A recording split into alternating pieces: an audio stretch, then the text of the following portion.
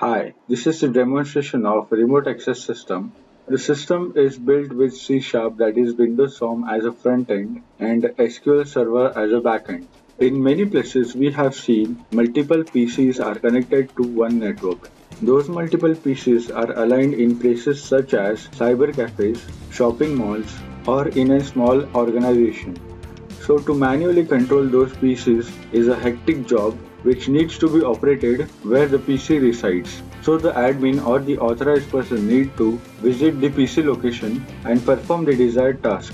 So to overcome the existing manual operation, here we represent a remote access system which is operable using single system which can send commands to multiple PCs.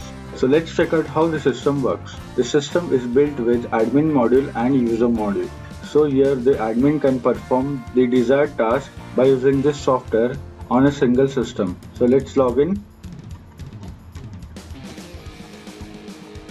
So the admin dashboard opens up, and as we can see there are two options, which is access request and logout. So by clicking on access request, admin could be able to see all the requests from the system who needs the access. So whenever the user requests to access the system, the requests are queued into this remote access module and the admin can check out the status of the PC. So let's now flip to user module. So if the system is not registered with its details, so the admin need to register all the systems with their PC name following with their MAC address, which is automatically fetched from the system. So here we input the PC name as PC2 followed with the MAC address and click on register. So the PC got registered, and as soon as the registration is successful, it showed up the request access button over here, so that if a new user arrives, he could click that button to request the access which is sent to the admin. So let's click on request access, and it says request sent to admin. Click OK, and it showed that please wait, your request is in pending state. So until and unless the admin changes the status of the requested PC, the user can't get the access. So let's flip to the admin part.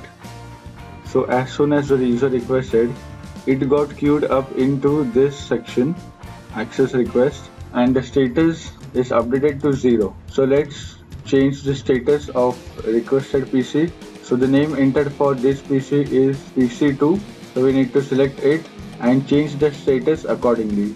So as we can see here, it is specified that status 1 is for user image, which is used to get the image of the user who sent the request. So admin could be able to know who is accessing this system. So to grant the access to the requested system, admin need to keep the status as 2 and the access will be granted to the remote system. The third status is end session, where the remote system session gets ended and the system is back to user module screen. The fourth status is shutdown, where by updating the status by 4, the system sends the shutdown command to the remote system. So let's check with the first status, that is user image.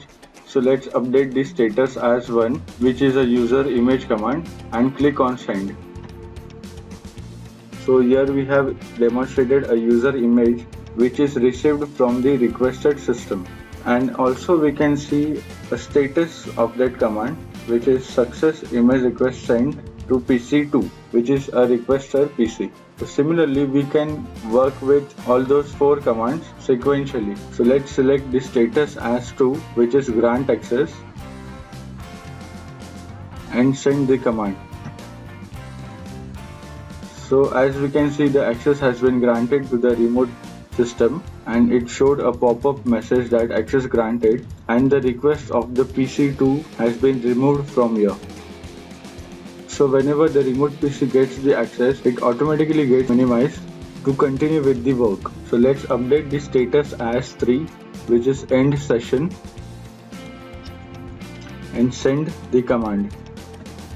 So let's check out here. Yeah, the session has been ended and the request access button gets enabled to again send the request. So at the admin side, there is no such request from PC2.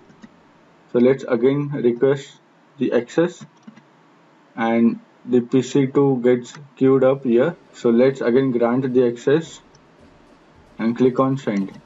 So let's check whether the access is granted here. Yes, the access is granted because the screen got minimized. So as I said, when the remote system gets the access, the screen automatically gets minimized to continue with the work. And as soon as we update the status as 3, that is end session, and send it to the remote PC, the session gets ended here itself. And the fourth one is shutdown, which sends a shutdown command to the remote system. So we'll not perform the task here because all this work of mine will get closed. So this is all about the admin module and the user module. So this is how the system works. Thanks for watching.